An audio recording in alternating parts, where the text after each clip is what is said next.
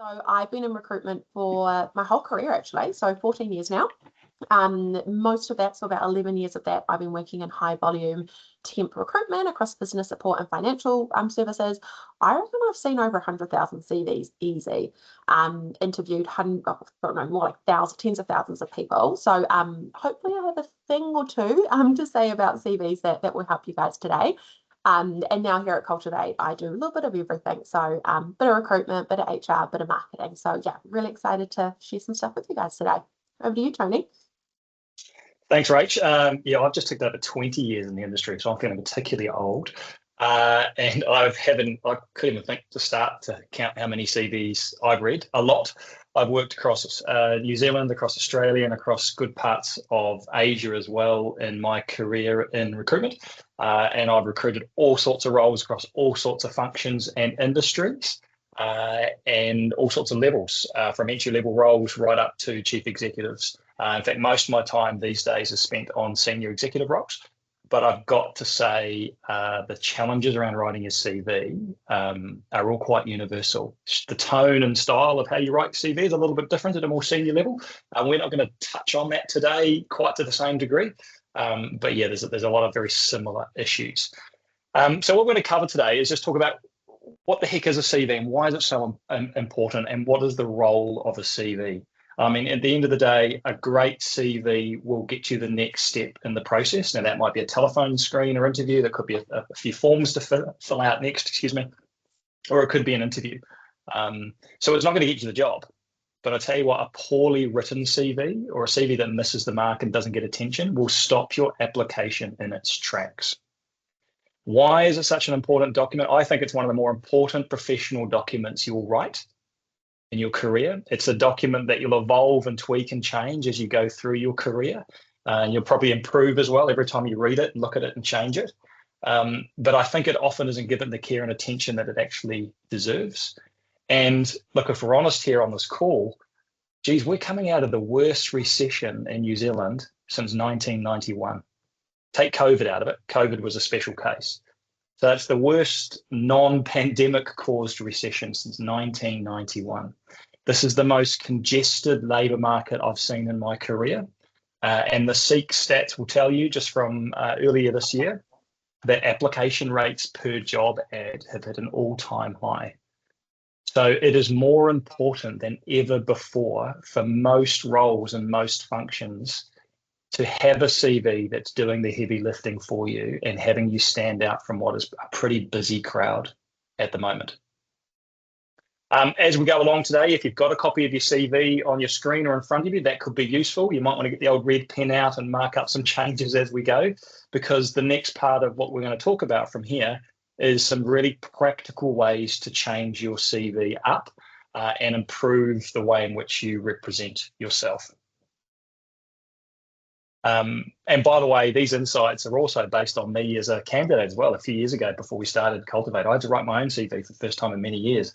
Geez, it was a hard document to write. I went through about 6 or 7 iterations before I was happy with it. And I put it in front of a lot of people I trust as well to get their feedback, but we'll talk about that soon. What is a CV? I'll tell you what it isn't. It's not a collection of past job summaries only. That is one of the key issues or errors I see in the way people put together their CV. It is a snippet or bullet points of what you've done previously in roles. I don't need to know that.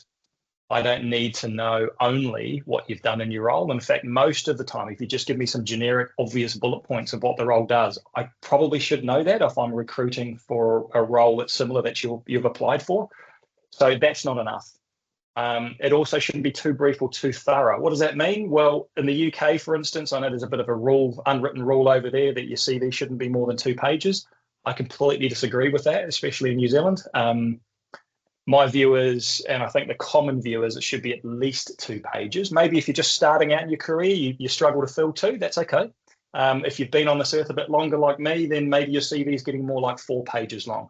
Once you're getting into 5 pages, touch and go as to whether that's probably a little bit too long, and we can talk about how you can cut down some of your prior experience going back away later on today. But 2 to 4 pages.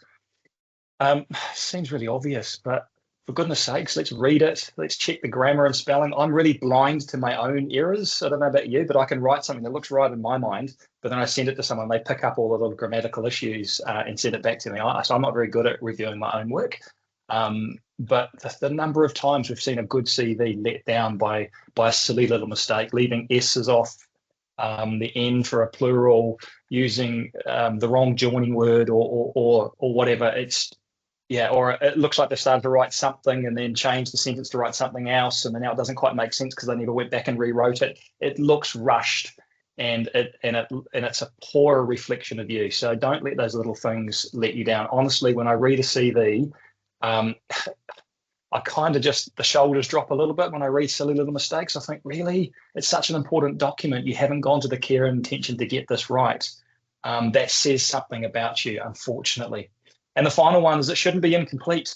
We shouldn't leave questions on the table. So if your CV says you finished up in your last role last August and has nothing after that, that's a question for me. What have you been doing since? If you've got another period in your history where there's 2, 4, 6, 8 months of not working, or that's not accounted for in your CV, that leaves me with a question. What were you doing in that time? So we'll talk about how we can front foot that as well, but it shouldn't leave questions in the mind of the reader. It should answer any questions they might have about you.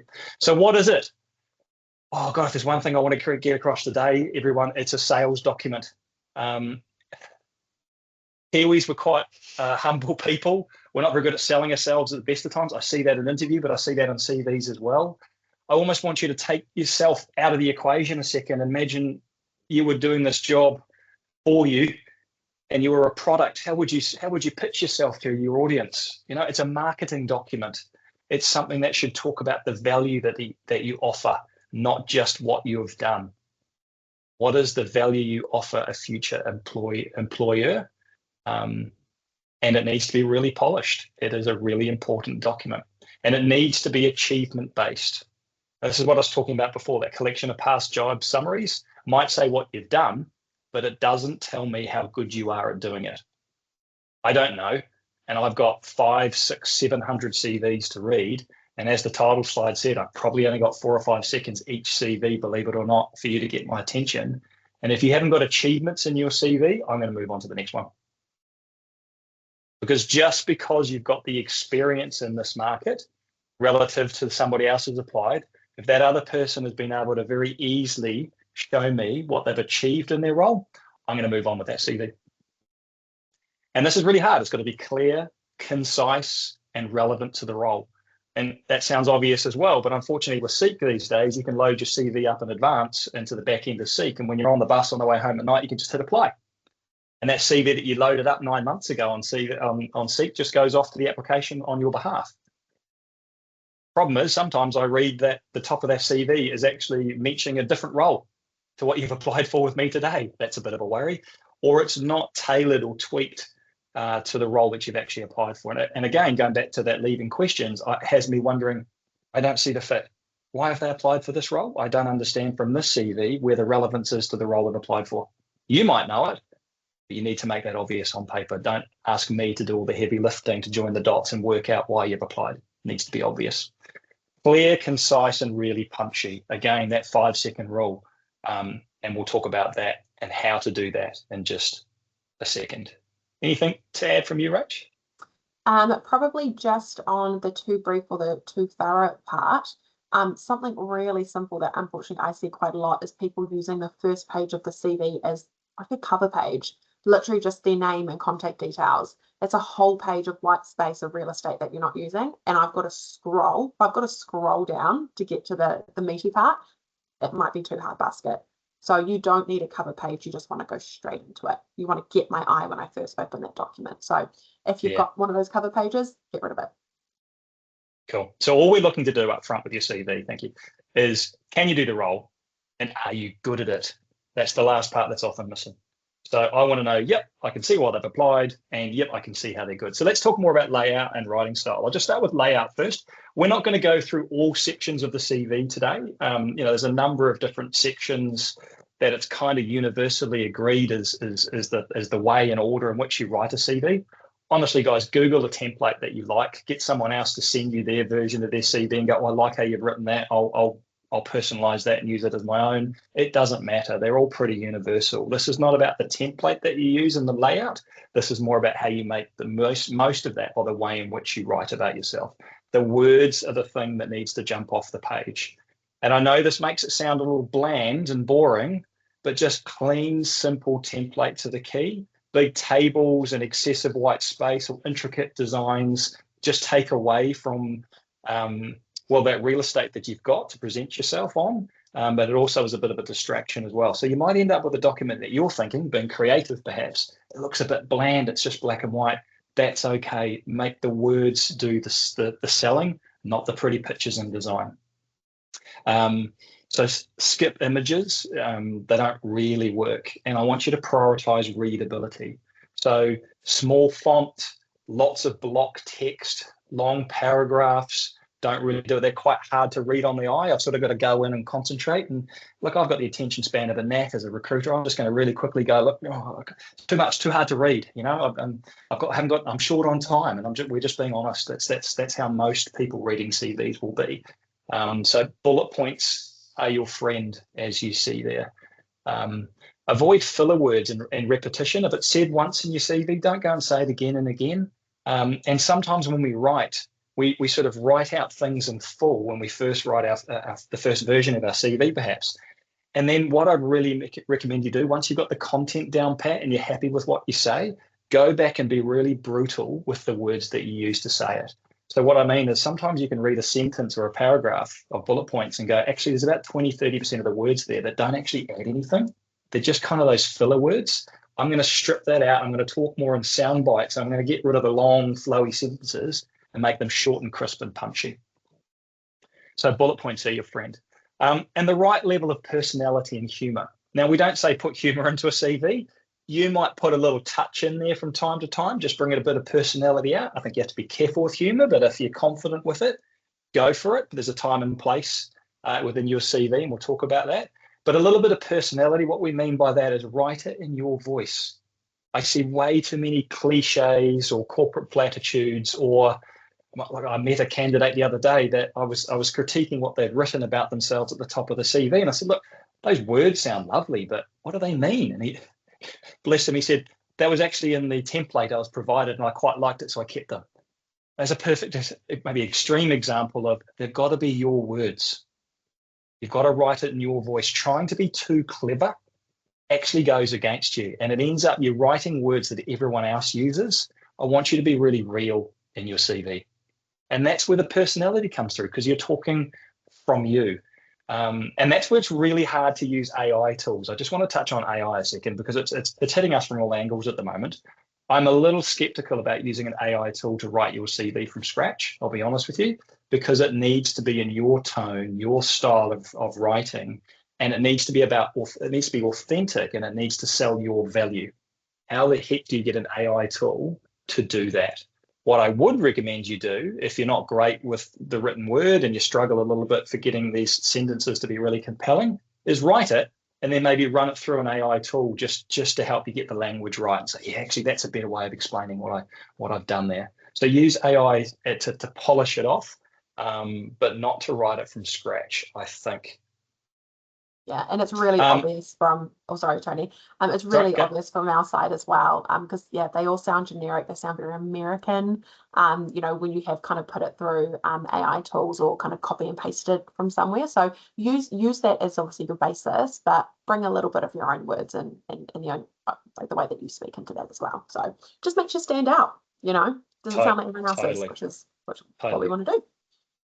There's one other thing I'd use AI for sometimes is once you've written your CV, if you want to tweak it slightly for a specific role, you could actually ask AI to take the job ad and just drop a few of the same words into your CV. Because believe it or not, if I read something with the same phrase or language as written in the job ad, then that resonates more with me. So you're not changing the CV, you're just using it to change a few words to match the way in which the job ad's written. That could be a good way to use AI. Yeah, agreed. That kind of leads into this as well, which is obviously, you know, the kind of slogan that we're using, which is you've got 5 seconds to get the reader's attention. In that 5 seconds, we are scanning for keywords, which is what Tony just touched on. So in terms of the layout, making sure that's clean, it's easy to find, it's not big blocks of text, because we're scanning. And if it's not easy for us to scan and see what we want to see, we will move on to the next one, unfortunately. But this is the most crucial part, which is your work experience. So when if you roughly have that 5 seconds to make an impression, the first 2 seconds is normally found finding this part of your CV, and then you've got about 3 seconds to impress us, generally. So you want to make sure this bit really, really packs a punch and makes it obvious why you've got the skills to do this role, that there's obviously some relatable stuff there. So we want to keep going and we want to read more and then obviously call you, hopefully. So in terms of your work experience, so we'll start with job titles. Now we have just got an example down here on the bottom of the screen, so feel free to kind of follow that with your eye as I talk through the different points. So job titles, pretty clear. Make sure you've got a job title for each of your work experiences. The main part that we will mention here is if you've got an obscure or a unique job title, it's definitely worth putting in brackets what that would be called kind of in general. 2 examples. I don't know if they still do, but I know Vodafone used to call their retail assistants ninjas, something ninjas. So if I'm scrolling through your CV and I can easily look at someone with retail experience for a role I'm recruiting for, but I see your job title as something ninja, that's not what I was looking for, and I will potentially move on. Whereas if you had in brackets sales assistant or retail assistant, great. Another reason why that's really important is a lot of things that we do as recruiters is we actually don't always advertise roles. We do what we call kind of proactive kind of searching for people. So we'll use tools like our database, we'll use Seek Talent, we'll use LinkedIn, and we will search for keywords. And normally those keywords are either a system or a job title. So again, if I'm searching for retail assistant, but you've got ninja something on your CV, you're not going to come up and you could potentially miss out on that role. So yeah, just put in brackets what that would generally be called if it's quite a unique role. Dates, really important. And please put the month and the year. So if it just said, for example, 2007, well, were you there for a day? Were you there for the whole year? What were you doing for those other 11 months if it was only a month? I've got questions. I'm not sure what's going on. And again, it could be put in the too hard basket and we could move on. So months and years. Now, if you have got gaps, we'll touch on that a little bit later. So don't worry about that. Just for now, make sure month and year, start and end your own each role. Company. So make sure, so as recruiters, we don't know every company, especially if you're from overseas, if they're smaller little businesses like we are, a lot of us in New Zealand, we don't know what every company does. So it can be really useful. You'll see on this example here, after the first folded line, you've got a little section of italic text there, and this is describing the company. So the way to do it as well is describe it how it's in relation to your role. So this is a payroll specialist. So they have just got an open one-lining of what the company is, fast-growing New Zealand-owned events company with 3 offices. And then the latter part of that bit is explaining how that company is in relation to their role and how their function sits within that company. So 100 salary staff, on average 200 casual staff. What that does is that allows us as recruiters to kind of picture what your role looks like. Because a payroll specialist in this company, and then let's say, I don't know, a payroll specialist at ASB, where you've got tens of thousands of employees, will look very different. So just make sure that you do relate that to the function within that for you. And systems, this kind of goes back to the job title as well. Another thing that we do as recruiters, if we have a role and we need someone who's definitely used, let's say, top shelf payroll, which is an example on here, we will search the word top shelf payroll. And CVs will come up that have that in it. If you aren't putting your systems on here, you're not going to come up, and again, you could potentially miss out. And again, if you're applying for roles and it says in the advert, ideally have used top shelf payroll, make sure that's on there, because I'm going to be scanning for that. And if I see it, I'm going to be like, oh, yay, and then read more of your CV. Anything to add, Tony? Yeah, so just to help bring to life that company piece, that's the most common aspect missing from the start of your work experience. People just put, in this case, events co NZ, and then go straight into the role. So that context is quite important to us, and it often I would say the majority of people don't do this, but it makes my job so much easier. If you were a salesperson for Events Co, you might, instead of talking about the payroll and the size of the headcount, you might talk about the size of revenue, the sort of customers that Events Co work with, or the sort of market that they're in, because that's more important to a sales role. Yeah. And sorry, just another quick example on the job titles as well. We had Charlie had a candidate last week actually who was from the Philippines, so new in New Zealand looking for work. She'd worked in a bank over there, and her job title was marketing assistant. So obviously instantly thought, oh no, this is a customer service role. This person has a marketing background. They won't be right. But actually, it's essentially a bank teller. So different countries, different companies use obviously different job titles for different things. So again, if you are from overseas or some of your experience is overseas and they might have slightly different terms for roles of what we'd call them here in Aotearoa in New Zealand, just make sure that you pop that in brackets as well. Super helpful for you. Tony, over to you. Yeah. Okay. So we're still on the roles summary, right? Your experience. Now we've given the highlights at the start, which is, what is your title? What is the company? What were the dates? And what does the company do? And what systems do you use? Okay, so that's at the start. Now what you see on the screen as an example is a continuation of that same example. So underneath those headings and that description will be responsibilities and achievements. Look, honestly, for those on the call today, if there's one thing to get out of today, it is this part, and this is the part that is most important. This is the part that will have the biggest impact on whether you get someone's attention. And this is the part that's most commonly undercooked in people's CV. So what is the role summary or responsibilities? It's a quick summary of the role purpose, if you like. What are you there to do? And the core responsibilities. I'm not going to list the obvious responsibilities of a role if that's kind of implied by the title itself. Just list the things that will have the reader determine what flavor of that role is it. So in this case, I learned very quickly about this payroll person that it was sole charge. So they're on their own. There's no one else. I work out they do everything for payroll and who they report to, that they do the onboarding, the pay run, and the terminations for both permanent and casual. So I'm getting a sense of the boundaries of the role, the context of the role, if you like, and that's the key points I want to get across. It's not a list of all of the responsibilities of the role. Again, a lot of that's going to be implied and obvious. Don't put it. Just put the things that show what sort of role you did within that title. Once you've done that, I should just finish off by saying, write in layman's terms. Believe it or not, some quite technical roles I've read before in this section and gone, I'm sorry, I still don't quite work out what you do.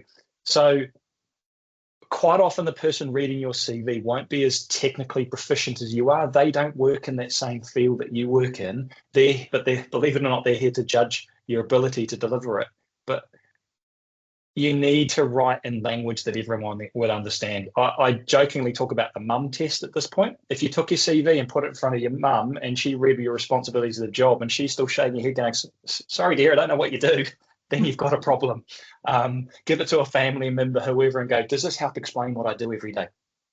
Still short and sharp though. Now let's get into the achievements. This is the hardest part to write, and it's the part that most people get wrong. As I said, in New Zealand, we're all very quite modest, so we need to get over that. So when we look at the achievements, if you could just hit next on that, Rach, to bring those bullet points up. There we go. What makes you a standout? Okay, in this case, you're a payroll specialist, but what makes you good at this role?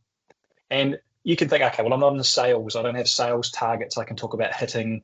Hey, my role is only noticed if I do something wrong. No one cares if I do it right. I can't think of anything that will set me apart. I disagree. I think everybody on this call can find examples or achievements to talk about how good you are. You might just need to think a little bit harder. And in this case, I want you to think about proof, not promises. I don't want a bullet point just to say you're good at attention to detail. Everyone can write that. I'd love an example that demonstrates you've got attention to detail. I don't want to know that you've got initiative. I'd like an example that showed you went out of your way to do something. So here's a few examples on here, as you see on the screen. Supported the finance manager with the rollout of a new ERP or enterprise-wide application for payroll. Did some user testing. came up with a suggestion of a change or improvement within their function or role. They completed some training. They had to volunteer to do that and go out of their way to do it. I think that shows some initiative. I think that shows some get up and go. And they took personal responsibility for staying up to speed with the New Zealand legislation. Now, that you might say that's a given, but just stating it in there just says that I went out of my way to make sure what I was doing, I had pride in my work, I was accurate, and I was on, I guess I was up to date with everything I needed to know to do my job to the best of my abilities. The sort of things you're trying to convey with those achievements could be things like reliability, work ethic, initiative, work quality, problem solving, relationship management. And look, I don't see this often at all, but here's just an example at the bottom is if somebody has sent you a really lovely email, a stakeholder in the business or even a customer outside of, that you're really proud of, that sort of talks to who you are and what your strengths or achievements are, just take a snippet of that email and drop it in here as a quote. Or if get somebody on LinkedIn to endorse you, now that's already in the public domain and they can see who endorsed you. So it's really, you're not going to fudge it, but take a snippet of that endorsement from LinkedIn and put it in here with a hyperlink so they could click through and see it. And now all of a sudden at the end, I've got this really rich 2 lines that sort of brings, this is Nancy in this case, that talks about how good Nancy is. And it's a live endorsement online that you could go and find if you wanted to. So a testimonial, not many people do it, but I recommend it. Rach. And it's hard, I know. We're very humble, us Kiwis. It can feel a little bit uncomfortable doing this, and you won't do it the first time. Like, you won't sit there and just smash it out within 30 minutes. It might be something you need to chip away at over days and weeks, but that's why it's always good to have your CV not so much as a static document. When you have got that time, update it. So when you're forced to, it's not a rush, just kind of chip it away and keep it as a live document. So yeah, no, I really struggle with that bit too. I think we all do. Achievements. Other kind of complementary things with your CV, so employment gaps, as I mentioned before, they are completely normal for a range of different reasons, but it's really important to answer our question. So why was there that employment gap? Whether it was a positive gap or a negative gap, it doesn't matter. Just let us know why. For example, you might not have been working for the last 6 months because you've been off traveling. Great. And why not use that space to actually talk about an achievement during that travel? Maybe you picked up a second language or got to use a language, you've been practicing and trying to use. Maybe, you kind of did a cool experience. Maybe you bungee jumped, did something that you thought you'd never do. So you can definitely kind of turn that into quite a positive way again, just to kind of display the kind of person you are.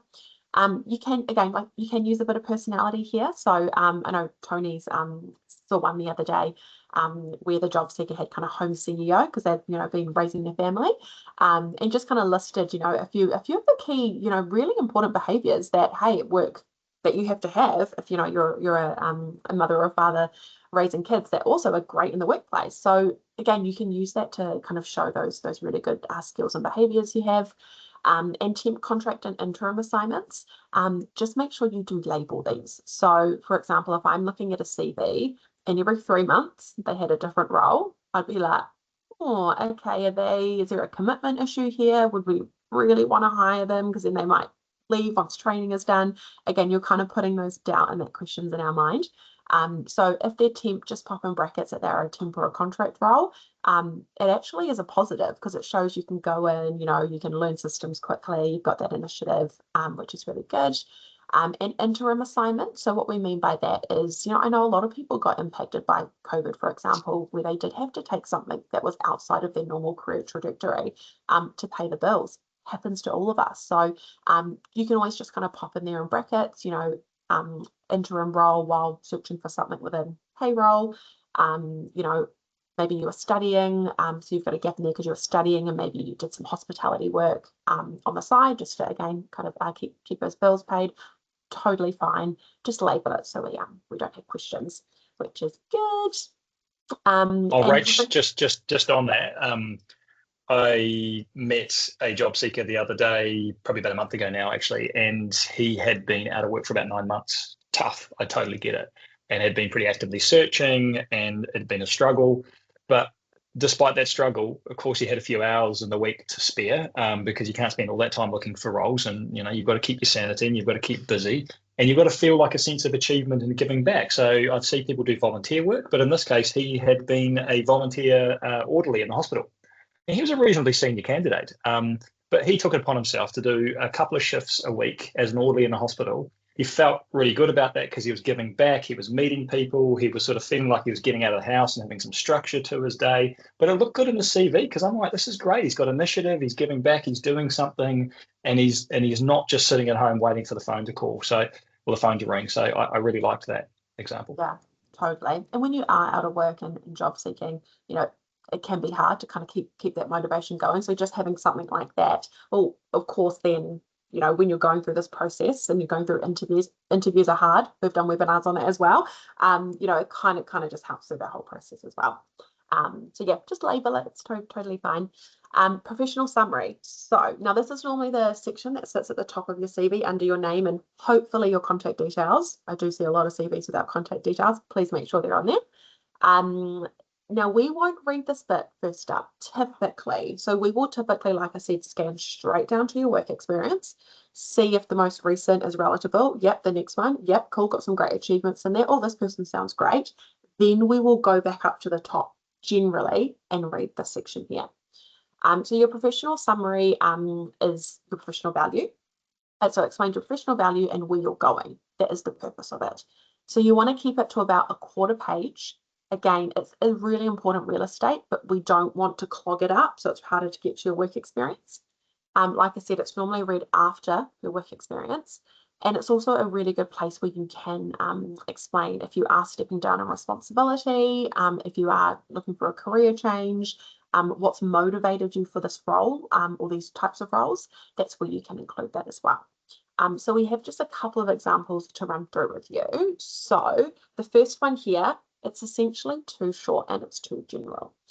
So seeking a meaningful employment, again, not great use of English there as well, to connect to people and co-create positive outcomes. To me, that really doesn't give me much. I don't quite know what that means. You don't really want negative outcomes in the workplace, so positive is kind of a given. It's just not giving me anything. So might as well just not have it in there. So that's an example of one that is too short, way too broad, way too general. Next one.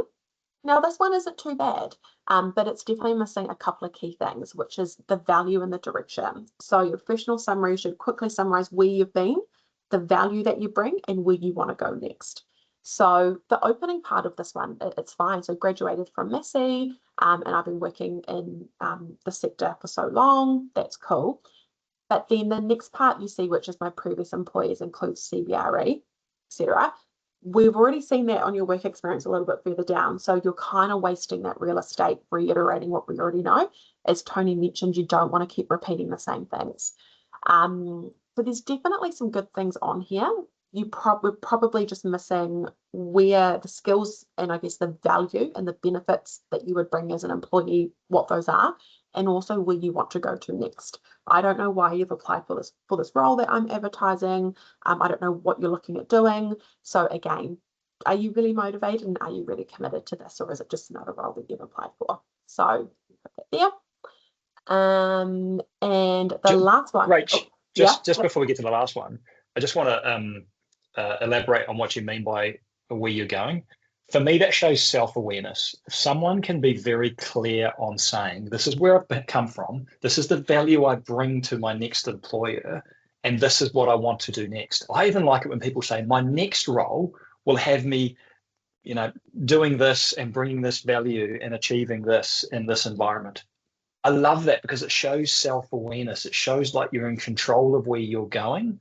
And yeah, looking at that second example, it's really just summarizing a little bit of what you've done, which is your work experience. And then it kind of redoes that again by summarizing a number of years that you've been working in different areas. You might as well just start with those bullet points. It says achievements, experience, and strengths, but I don't see any strengths actually in there. And achievements, I think there's something in there around building an access database, but that's actually listed twice, the last bullet point and the line halfway down. So this is actually an actual CV. So there's some stuff I'd cut out and instead talk about what I bring to my next employer in terms of what makes me so great at my role. Yeah. Sorry, Rach. Yeah, no, that's cool. And that Microsoft Access database, that's cool, but pop that in that achievements part of that role that you did that in. So, you just want to make sure that things are kind of sitting in the right place. And example 3, so overall, we actually really quite like this one. It's talked about where they've been, what they've learned, what they can bring to a role, the skills, the behaviors, and where they're looking to go next.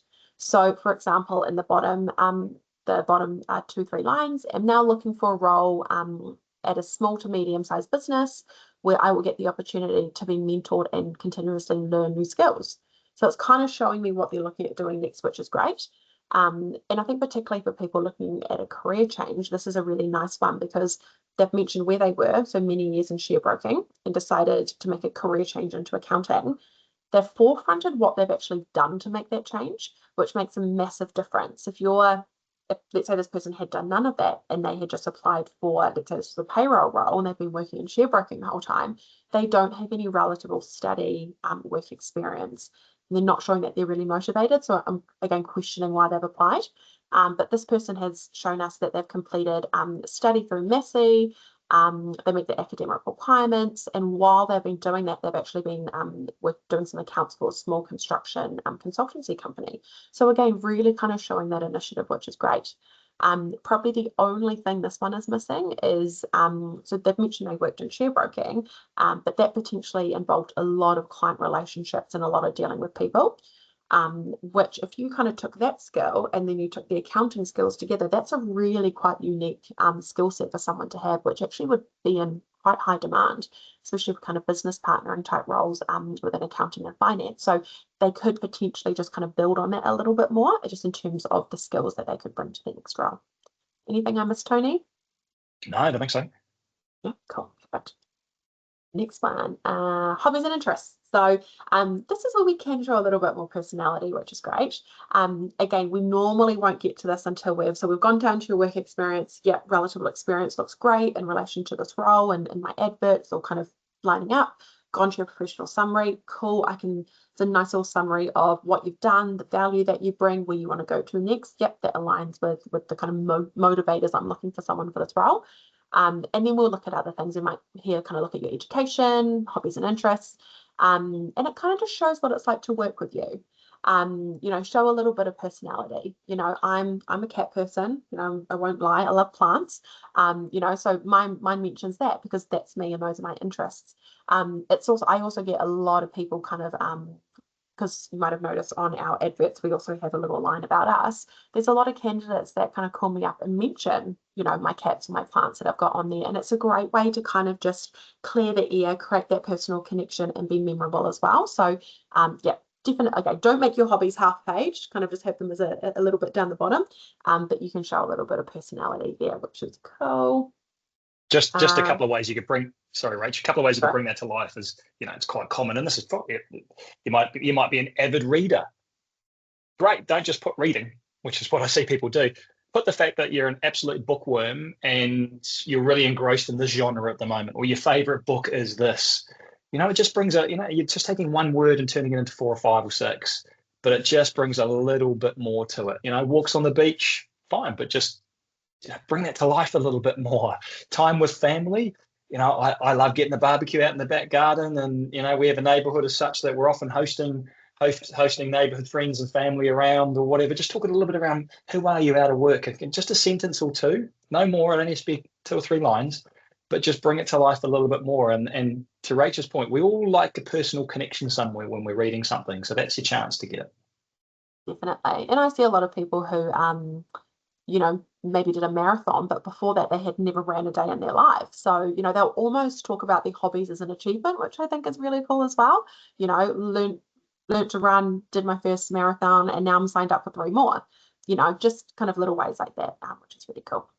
And bias. So we all have our own biases. Most of that is unconscious. For those of you who don't know much about unconscious bias, it's normally just from kind of lived experience that we've experienced from a very, very young age through our whole lives. And the CV can unfortunately be a place where the reader can have their unconscious bias impact if they are going to look at kind of calling you or taking you to the next step in your application. So we always suggest just trying to remove any option of that potentially happening.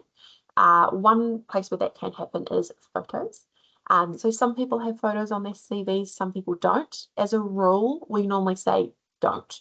There can potentially be more negatives from an unconscious bias point of view than there can be positives.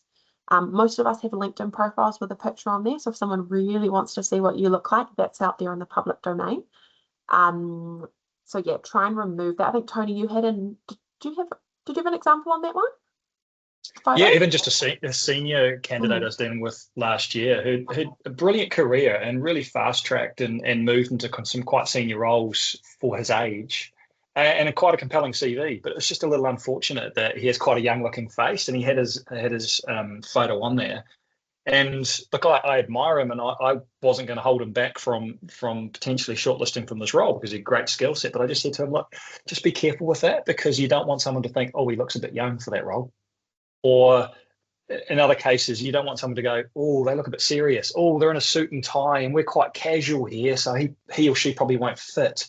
Or they look a bit casual. I don't know about that. They're sort of holding a glass of wine. That's a bit more of a Facebook photo. Mm-hmm. And I know what you're trying to do. You're trying to be friendly and relatable, but you don't want someone to judge, but, oh, I don't like their haircut, or they look like that and they remind me of someone in my life who I don't get on with who looks like that. You don't know. You can't help it. You're probably very photogenic, but you just don't know what they're going to think.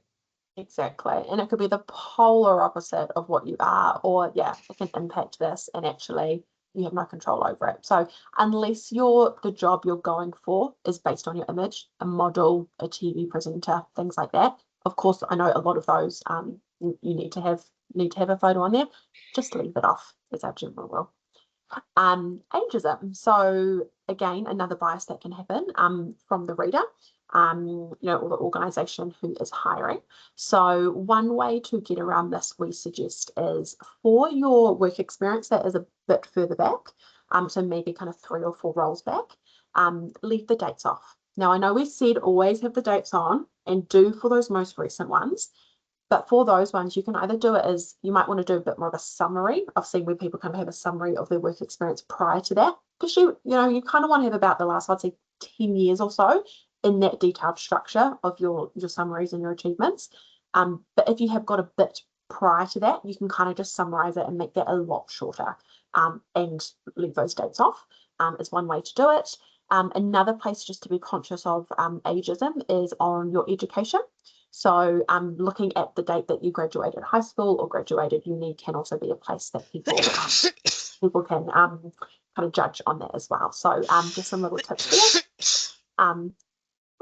And in terms of disclosures, so this could be you might be neurodivergent, it could be a disability. We strongly suggest leaving those off your CV at this point. Again, you don't want there to be any conscious or unconscious bias, especially if you can 100% do the role, you have the work experience. We would definitely suggest leaving that off. Instead, what you can do is kind of flip it. So, for example, depending on your neurodivergence, you might have incredible attention to detail. Make sure you have that kind of dotted throughout your CV under achievements, where you have kind of really saved the day or done something great in a previous role because of that superpower that you have. Put that through there, and then kind of later in the process, then obviously that's where you can potentially talk about disclosing. Anything to add, Tony? No. Over to you. All right. Last part, everybody, before we get to some questions at the end. Cover letter. Our view here is the cover letter has lost relevance in the last few years. And I'll let you in a little trade secret. Any employer who has a dedicated recruitment person working within that organisation, or a recruitment agency like us, they work with a piece of software called an applicant tracking system. Now, that's just a database so that every time people apply, they go through into that database. We can keep track of everyone. We know who's applied. We know what point in the process they're at. Fantastic. It's a great admin tool for keeping us on track. But here's the inside word. All applicant tracking systems I've seen separate the cover letter and the resume. And when I open your file within that database, the default document that shows is your CV. Sorry, we've just got someone who's come off mute. If you could just pop yourself back on mute for a second, please. Thank you. So yeah, I have to go hunting for your cover letter. So if you thought, oh, great, I'm going to put my cover letter, make sure that's read first, it may not be, or it may not be read at all. So make sure your CV is a standalone document whereby you don't have anything written in your cover letter that I can't read in your CV. That's the first point I want to get across. Should you have one? Well, look, if the advert asks for one, that's probably your answer, right? Please apply enclosing your CV and cover letter. Okay, well, I'm writing a cover letter then. But as I say, just be careful because you don't want it to get lost, and you never want to write something in your cover letter that's not in your CV. What does a cover letter actually do if you were to write one? It is going to be a very quick summation of your relevant professional experience. So just summing up, this is what I've done for this long, and this is therefore why I think I'm, worth considering. So it's just summing up an executive summary, if you like, of your work experience and something around your motivations for the role. I was really excited to read this. It's absolutely the sort of thing I was looking for next because blah, blah, blah. So all it allows me to do is go, oh, this person has been quite conscious and deliberate about applying for this, and they're really clear about why they've applied as it relates to where they're going next. And they've summed up their relevant experience for me really quickly. So it's just short. It may be the covering email that goes with the CV. That's fine. It doesn't need to be a formal letter as such, but just a short, sharp summary of the motivations and professional summary. Now, if you've got a CV that has what's required for the role in 2 or 3 different roles previously, so in other words, you bring all the right experience, but the experience required is kind of dotted through a few different roles you've had, that's your chance to maybe just sum all that up quickly in a cover letter. So I don't know, I'm tending towards don't bother for most occasions unless they ask for it, just because I'm not sure how much they add and how often they're read. No, I mean, the only reason I look at cover letters is when I want to understand someone's motivation for the role.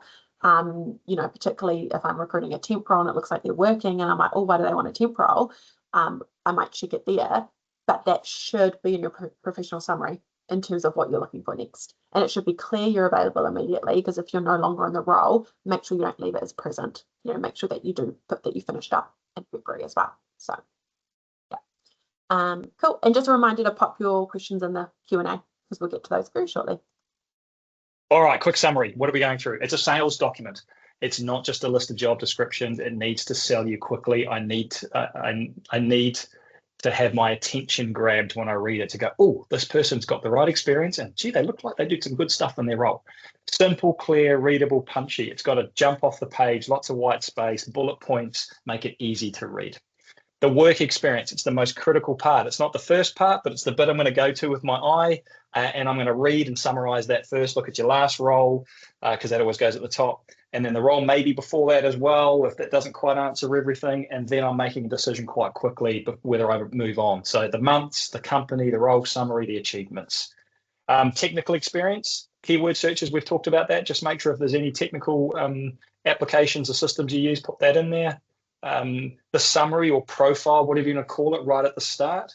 How does that sum up the value that you bring? I don't want to know about your work experience again. I'm going to read about that. I want to know what you bring to your employer, what you're passionate about, and where you're going with that. Give me something that says you're excited about where you're going and you're in touch with your journey and you've got some self-awareness. And don't leave the important details to a cover letter. As we said, it should be all contained in your CV, and a cover letter might just summarize it as an executive summary. And the last couple of things, the hobbies and interests, that's great. Bring a little personality, maybe a touch of humor in there, just a bit of fun. I saw someone the other day that said, I love cycling, and then blah, blah, blah, something else. And then I'm into bike riding. And then have I mentioned cycling already? Because he's a bit of a cycling nut. And yeah, he's had a bit of fun with it. And minimize unconscious bias. I'm sorry, it means a little bit of a bland document. You can't get your lovely photo on there, perhaps, but we'd rather the words do the talking and people aren't put off for the wrong reasons. So that's what we've covered. We have 8 minutes left in the hour, and so we'll open it up to questions. What have we got so far, Rach? Oh, so the first one from Karen. So, any tips on how you address that your recent role doesn't showcase your skills, experience, achievements due to a pause on all projects initiatives in your organization? Cool. So essentially, your most recent role, you haven't been able to kind of do all those great things because it's been very much BAU. And obviously that's where our eye goes first. What would you say about that, Tony? I would just front foot that somehow in the last role, and maybe what you write about that role. Weirdly enough, there's this view that the more recent the role, the more detail you go into. Well, in this case, if you feel that most recent role doesn't fully demonstrate your capability through what you're able to do because of the constraints of the company or role or whatever, maybe just talk about that somewhere in that role to say that, this is my duties, this is my achievements. Unfortunately, through the change of circumstance with the role, I wasn't able to deliver on, I guess, the remit of the role or what I was there to achieve or whatever, and then draw their eye to the next role instead. So just make it obvious that actually the role prior to that was actually the one that's the hero that you want them to spend more time on instead. That makes sense. Perfect. One from Lena. Can I include the cover letter in my CV, perhaps in the last page? You could do. I have seen people, the first page of their CV is more of a cover letter. Again, I'm wanting to go straight to that work experience, so it is going to make that path a little bit more difficult to get to. I would just say if you might be really inclined to do a cover letter, but if it doesn't ask for it, I would potentially, my thoughts is don't do it, and make sure that anything crucial in that cover letter is on your CV is probably the best way to do that. Agree, Tony? Rach, I agree. Maybe you don't have it as the first page. Maybe put it as the last. I'm making this up now. I haven't seen this very often, but maybe have it, as the last page instead. Yeah, it's definitely an option. You could do that. Yeah. Just bear in mind that, because that's now on the same document, that cover letter is going to stay with that CV now. Now, if you apply for a different job at a different point of time, they've now got a document that's got a cover letter pertaining to your original application still sitting within it. And maybe that talks about slightly different motivations. I don't know. So you don't want it to be a disservice later on when actually that cover letter changes and what you talk about is where you're going next. So just be aware it's sort of stuck with your CV then. I don't know. Yeah. Mariska has one. So what section of CV do the qualifications go? I have an NZQA qualification from the 1990s. Do I leave it or remove it due to ageism? I think with qualifications as well, again, you don't want to be editing each time.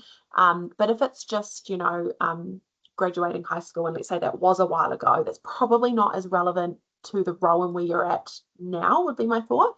Obviously, if you've got, you're going for a role in accounting and you've done an accounting degree, that's really, really important to include. But you can include the qualification and just leave the dates off as well. So if you would like to leave that on there. Agree, Tony? Yeah, absolutely. If you're worried about the fact that it was some time ago, you could leave the date off. That's no problem. It doesn't matter. It just shows you've done it. That's the only thing you want to get across. And of course, we didn't touch on every section of the CV today. You probably will have a section in there saying something around education and qualifications, right? That's a section in itself. You may or may not have dates within there, depending on how long your career is and whether you're worried about someone looking at that and thinking you're too old for the role, unfortunately. Yeah. Cool. Matt has asked, should I add some basic color for each section, but keep it as a single column? Should I bold some key achievements or keywords throughout the CV to enhance its visibility? My thought is yes. I mean, Tony spoke about this beforehand. Well, you can't maybe have, images because it is a bit much. I see people when they kind of have the kind of smaller column down the left-hand side of their CV, and that's in like a nice soft kind of pastel color. That's great because it just brings something a little bit more than that plain black and white. Also seen, where you've kind of got the different sections, so professional summary, work experience, that's kind of got, again, a coloured block behind it, which just kind of breaks it up in the eye, which is really nice. And yeah, you can definitely bold. So I think having that contrast between kind of bolded text, normal text, italic text is, again, another way to kind of draw the eye to where you really want it to go. Agree, Tony? Yeah, I totally agree. I think bolding the things you want something to really jump out of the page for the reader, especially in your achievements for the last couple of roles that you're something super proud of.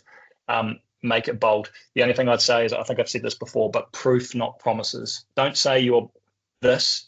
Give me some number, some metric, some specific example of what you've done that demonstrates that. And then if that's the bit you really want to get across, you could bold that.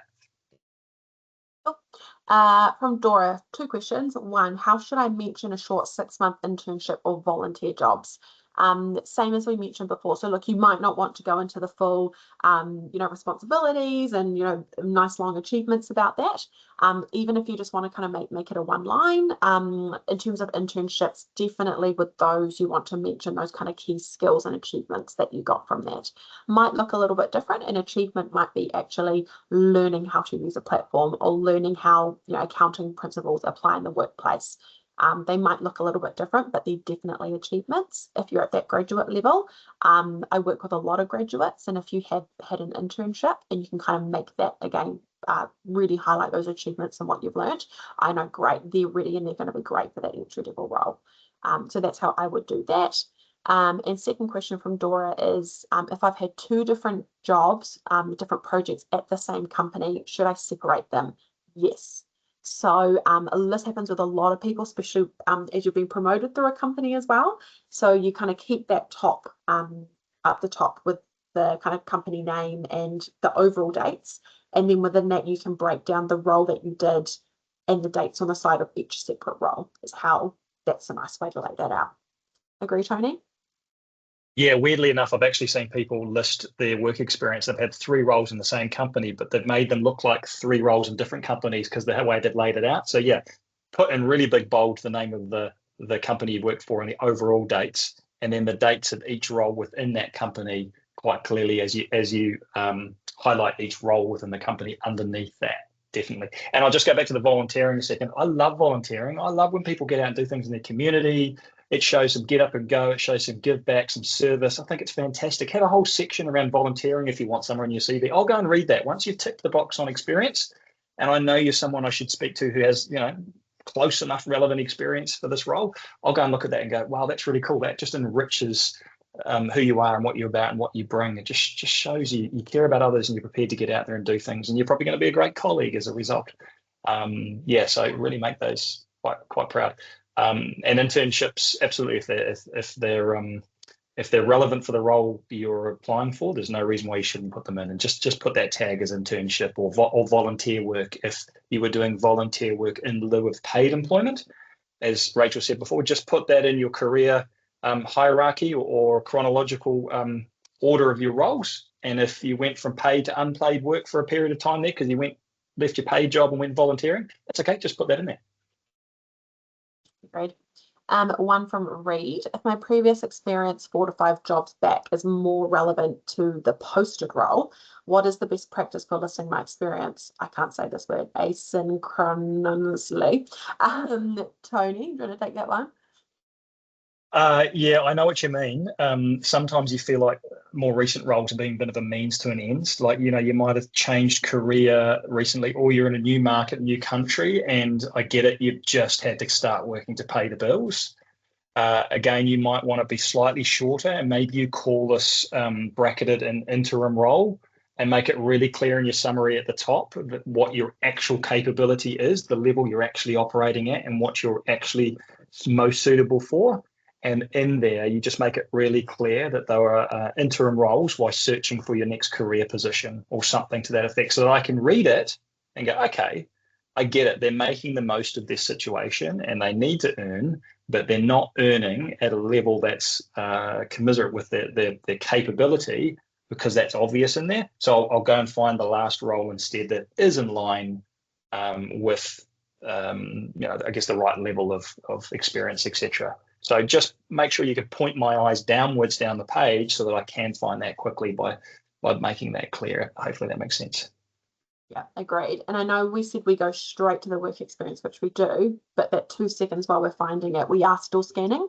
So if you have got those keywords in that professional summary, I'm like, oh, they've mentioned payroll, for example, or they've mentioned payroll, I'll come down, I don't see it. I'm like, they mentioned payroll, where is it? Oh, there it is. Okay. And then obviously explain why you've been out of that. And maybe you want to go back into that again in that professional summary.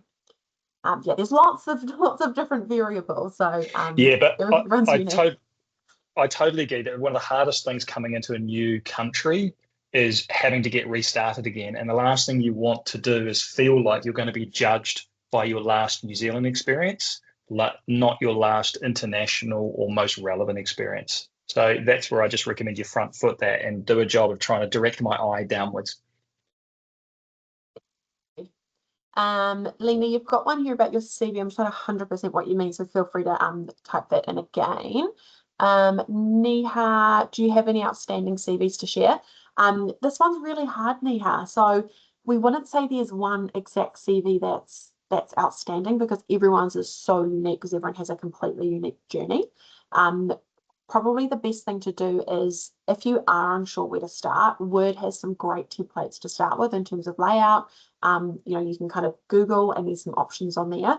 Kind of take one of those, take what you've learned today, and we've also got a blog on this on our website, and kind of just start to match it all up.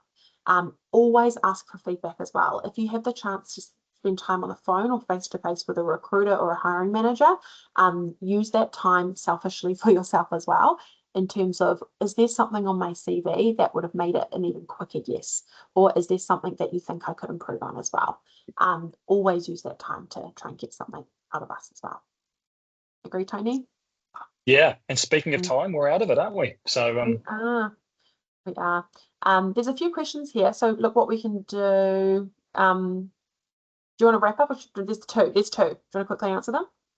I tell you what, let's answer those, and we can answer those, and we're conscious of those that only had an hour carved out of their day. Thank you for coming, and all the best with your job search from here. And we'll leave those on the call that want the next two answered. Yeah, and we're going to send the recording out anyway, so you'll get the answers to these two as well. John, so what are some great ways to mention career-wide skills or soft skills you've applied to multiple roles? Should you mention them under every role they've been relevant to, or have them in a career-wide skills section on your professional summary? What are your thoughts, Tony? It was Joan, wasn't it? John. I think John. Sorry, John. Yeah, look, John, I think if you've been on this earth for a while and you've had some roles and you feel like there's some real superpowers or strengths that you've been able to capitalize to your advantage in terms of what you've achieved across a few roles, what you might choose to do at the top of the CV before you get into your work experience. So somewhere between that sort of summary or profile piece that we talked about and your last job is just put in there a little section to do a summary of strengths or summary of capability.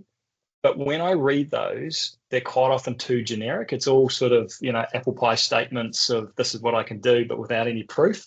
So what I recommend you do is don't pick too many, because I'm sure there's lots of things you're good at, but pick the maybe 2, 3, 4, 5, perhaps things that you think are your absolute superpowers that you've been able to bring to bear in a role with great outcomes.